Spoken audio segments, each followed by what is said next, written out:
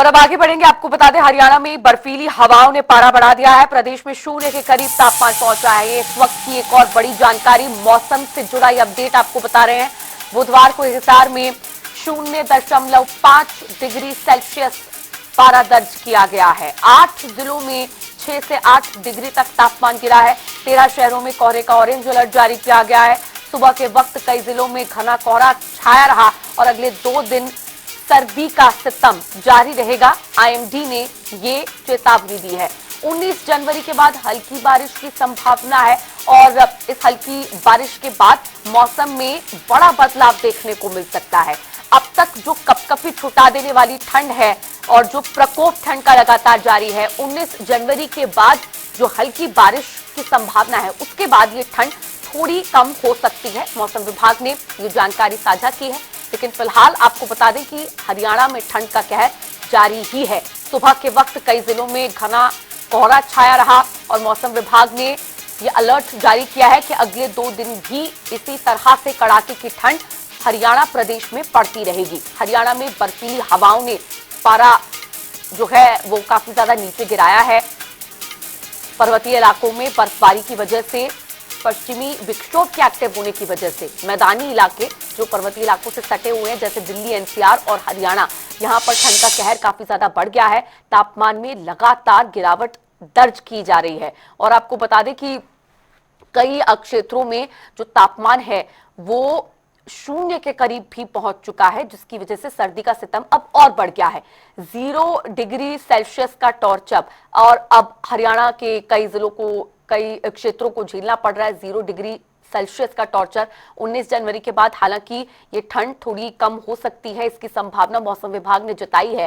लेकिन फिलहाल जो तापमान है उसमें भारी गिरावट दर्ज की गई है, जिसकी वजह से घना कोहरा सभी जिलों में छाया हुआ है सुबह और देर रात के वक्त, जिसकी वजह से आपको बता दें विजिबिलिटी बेहद कम है।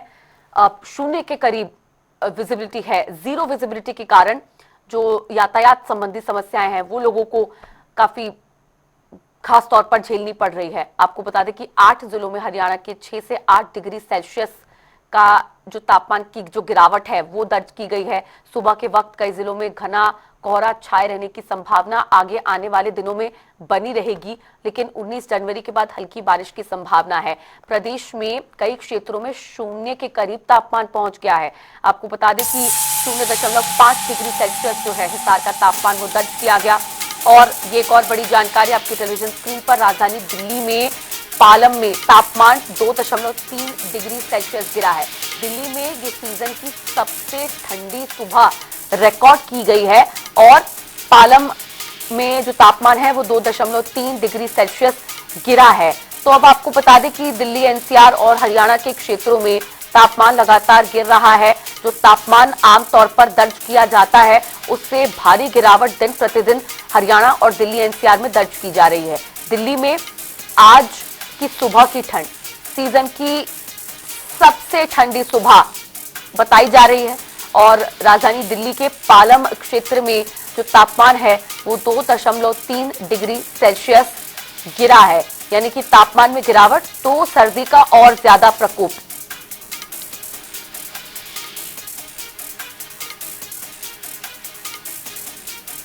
और हरियाणा में भी इसी तरह का मौसम बरकरार है।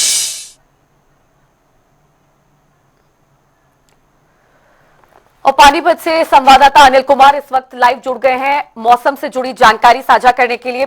अनिल, पानीपत में फिलहाल तापमान को लेकर क्या अपडेट है और मौसम में क्या कोई बदलाव फिलहाल नजर आ रहा है?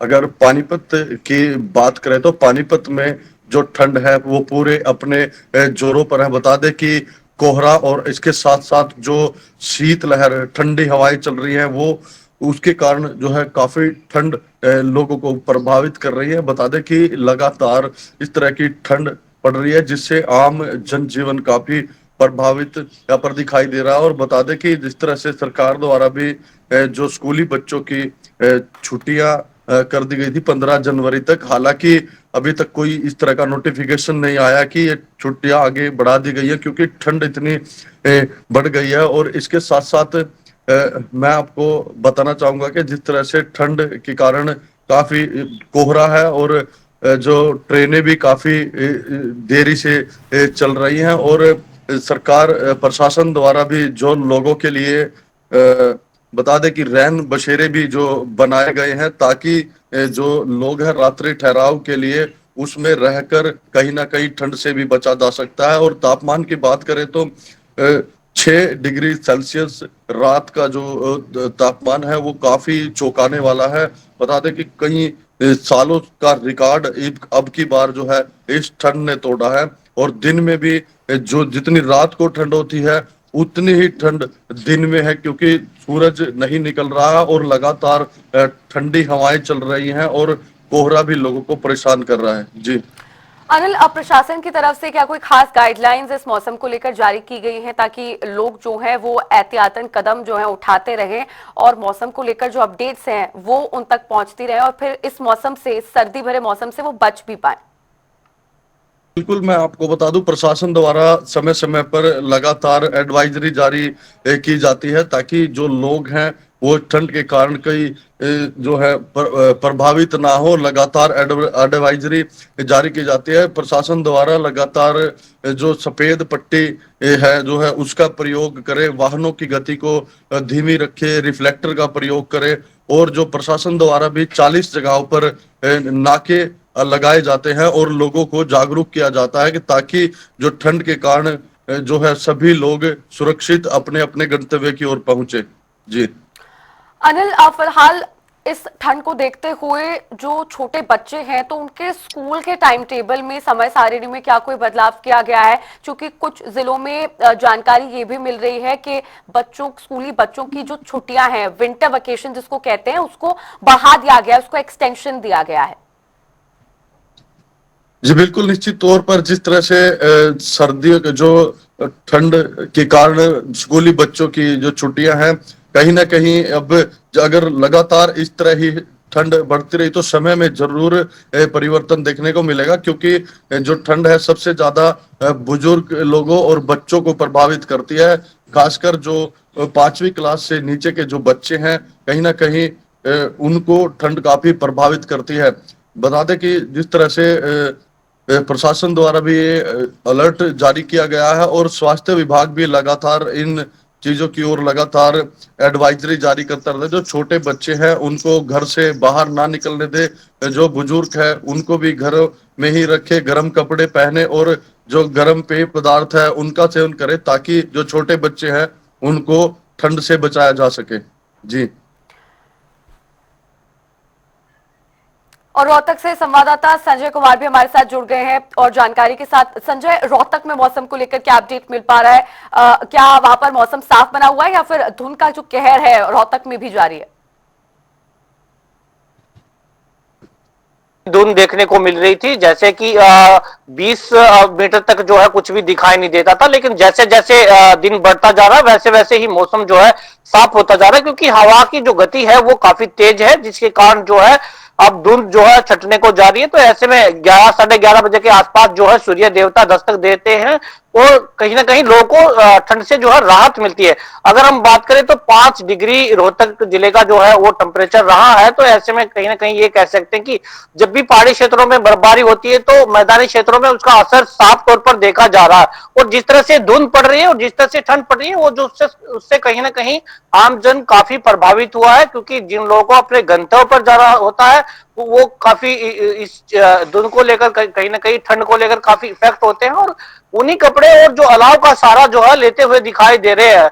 ऐसे में सबसे ज्यादा जो बड़ा सवाल जो वो ये है कि 15 तारीख से स्कूलों की जो बच्चे हैं, स्कूलों की छुट्टी खत्म होने वाली है। तो ऐसे में कहीं ना कहीं ये भी कहा जा रहा है कि 2-3 दिन और भी बढ़ सकते हैं, यानी कि सोमवार तक जो है बच्चे स्कूल में जा सकते हैं। लेकिन जिस तरह से ठंड पड़ रही है उसको देखते हुए कहीं ना कहीं अब प्रशासनिक अधिकारियों को संज्ञान लेना होगा, क्योंकि जिस तरह से ठंड पड़ रही है छोटे बच्चों को काफी इफेक्ट करेगी। तो उसके देखते हुए सरकार ने भी साफ तौर पर सभी जिला उपायुक्तों को जो है सख्त निर्देश दिए थे कि जिस हिसाब से ठंड पड़ रही है जिस इलाके में, उस हिसाब से अपना जो है स्कूलों की छुट्टी करे या फिर स्कूलों को ओपन करे। तो इसी के चलते कहीं ना कहीं अब जो है ये निर्णय लिया जा रहा है कि स्कूलों को खोला जाए या और छुट्टियों को बढ़ाया जाए, तो ऐसे में कहीं ना कहीं जो है काफी दिक्कतों का सामना जरूर करना पड़ सकता है, क्योंकि आने वाले दिनों में मौसम की बात करें तो मौसम विभाग ने सख्त चेतावनी दी है कि आने वाले जो है 3-4 दिन में जो है बारिश की संभावना जताई जा रही है।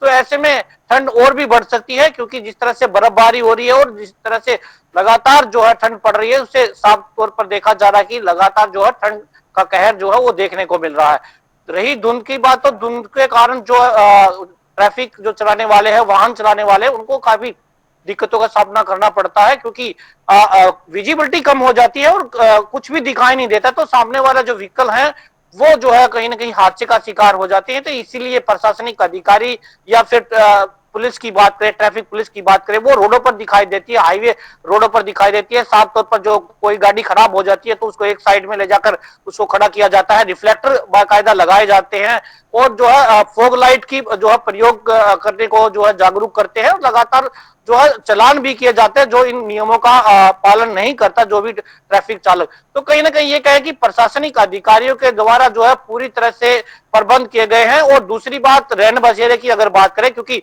रेलवे स्टेशन और बस स्टैंडों पर काफी दिक्कतों का सामना लोगों को करना पड़ता है, क्योंकि जो भी गंतव्य पर जाता है, ट्रेनें आजकल 3-3, 4-4 घंटे लेट जो है धुंध के कारण हो गई है। तो ऐसे में जिन लोगों को अपने गंतव्य पर जाना होता है, वो गाड़ी लेट होती है तो वो कहां पर अपनी रात बिताए, इसलिए रैन बसेरे का जो है प्रबंध रेलवे स्टेशन, बस स्टैंड और जो है सार्वजनिक स्थानों पर जो है कई जगह नगर निगम और सामाजिक संस्थाओं के द्वारा जो है प्रशासनिक अधिकारियों ने जो है मिलकर बनाया गया है। तो ये कहें कि काफी जो है पहले से ही तैयारियां जो है वो कर ली गई थी, लेकिन अब की बार इतनी दिक्कतों का सामना लोगों को नहीं करना पड़ा। हालांकि ठंड लगातार बढ़ रही है और भी जो है ठंड आगे पड़ने वाली है, तो कहीं ना कहीं लोगों को मुश्किलों का सामना जो है करना पड़ सकता है। लेकिन ईशा, सबसे बड़ी बात यह है कि ये जो धुंध होती है और ये ठंड है, ये किसानों के लिए काफी फायदेमंद है, क्योंकि जो किसानों की गेहूं की फसल है वो उससे जो है ठंड के कारण उसकी अच्छी पैदावार होती है, क्योंकि जिस तरह से ये धुंध पड़ रही है और धुंध में जो ड्रॉप जो पानी की बूंदे जो बनकर जो गेहूं के तने में जा गिरती है, तो वो पानी का प्रयोग करती है, जो पानी की पूर्ति और खाद का प्रयोग, ताकि कोई बीमारी जो है उससे भी बचाती है और अच्छी पैदावार जो है वो होती है। तो कहीं ना कहीं किसानों के लिए ये धुंध जो है काफी उपयोगी है, लेकिन आम जन इससे काफी प्रभावित होता है। जी संजय, लेकिन कुछ किसानों के लिए ये मौसम और ज्यादा धुंध पड़ना थोड़ा नुकसानदायक भी साबित होता है। कुछ किसानों के चेहरों पर चिंता की लकीरें भी इससे आई हैं, और चूंकि मौसम विभाग ने एक अनुमान जारी किया है, पूर्व अनुमान, कि हरियाणा में 19 जनवरी के बाद हल्की बारिश हो सकती है। तो क्या ये बारिश फायदेमंद साबित होगी किसानों के लिए, क्या नुकसान दे सकती है? देखिए, जिन इलाकों में जो है पानी भरा हुआ था और काफी दिन बाद पानी निकला था, बिजाई जो है लेट हुई है, तो उन इलाकों में कहीं ना कहीं जो है ये नुकसानदायक है। और जो सब्जी की खेती करने वाले जो किसान हैं उनके लिए भी काफी जो है नुकसानदायक है। जहां पर जो है बिजाई पहले से ही हो चुकी है, जहां पर पानी की जो है सिंचाई नहीं हो पाती, उनके लिए काफी फायदेमंद है, क्योंकि उन लोगों को जो गेहूं की फसल जो है अभी काफी जो है ऊपर हो चुकी है, काफी बढ़ाव की तरफ है, और इसके लिए जो है पानी का उपयोग जरूरी है। और ऐसे में क्योंकि जो सीधी ठंड पड़ती है, सीधी बर्फ पड़ती है, उससे भी जो है बचा जा सकता है ठंड को, और इसीलिए पानी देकर जो है उससे जो है बचाया जा सकता है। और पानी का उपयोग जो है, जो आपने बताया कि जिस तरह से बारिश होने वाली है, जो बारिश जो पड़ती है तो वो सीधी जो है तने में जाती है, और जो आसमानी जो बारिश होती है कहीं ना कहीं वो काफी फायदेमंद किसान के लिए होती है। और इसीलिए जो है किसान ये कहता नजर आ रहा है कि पहले थोड़ी सी बारिश जरूर हुई है, लेकिन और बारिश की जरूरत है, क्योंकि जो गेहूं की खेती है उसके लिए पानी काफी फायदेमंद है, क्योंकि किसान जो है ट्यूबवेल चलाकर जो है पानी देना पड़ रहा है। ट्यूबवेल के लिए जो डीजल है वो काफी महंगा होता है, इसलिए किसान की जो फसल में लागत है वो ज्यादा आती है, और किसान बार बार यही कहता है कि फसल में जो है लागत ज्यादा आती है, इनकम कम होती है, कोई ना कोई ऐसी जो प्राकृतिक आपदा आ जाती है जिससे कि किसान को काफी हानि होती है और उसकी फसल में काफी नुकसान होता है। तो इसलिए अगर बारिश आ जाती है तो जो बीमारियां हैं वो उससे वो धुल जाती है और उससे प्रभावित नहीं हो पाती फसल। तो कहीं ना कहीं बारिश का जो पानी होता है, बारिश का पानी अच्छा होता है, उससे फसल अच्छी भी होती है, बम्पर पैदावार भी होती है, बीमारियों से भी जो है बारिश बचाती है। तो कुल मिलाकर ये कहें कि जो गेहूं की खेती करने वाले किसान हैं उनके लिए ये बारिश काफी फायदेमंद रहने वाली है। ठीक है, बहुत शुक्रिया संजय और अनिल, आप दोनों का जुड़ने के लिए और मौसम से जुड़े अपडेट्स हम तक पहुंचाने के लिए।